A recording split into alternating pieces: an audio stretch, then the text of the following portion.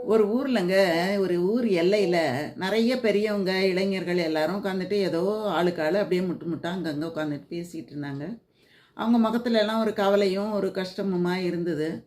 அத அந்த வழியா போன ஒருத்தர் பார்த்தாரு. பார்த்துட்டு அவங்கள கூப்பிட்டு கேட்டாரு, "என்னது ஏதோ எல்லாரும் பேசிட்டு இருக்கீங்க?" அப்படின்னோன்னே, "இல்லங்க ஒவ்வொருத்தருக்கும் ஒரு ஒரு விதமான கவலையில இருக்கோம் நாங்கலாம். பணம் இல்ல, காசு இல்ல அப்படிங்கிற மாதிரி கவலைகள்லாம் ஏராளமா இருக்கு. அத எப்படி தீர்க்கிறது அப்படின்னு நாங்க யோசிச்சுக்கிட்டு இருக்கோம்."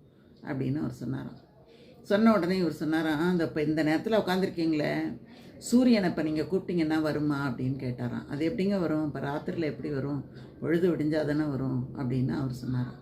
அப்போ அந்த துறவி சொன்னாராம், "அப்படிதான் தானா காலம் கனியும் போது கவலைகள்லாம் தீர்ந்து போயிடும்.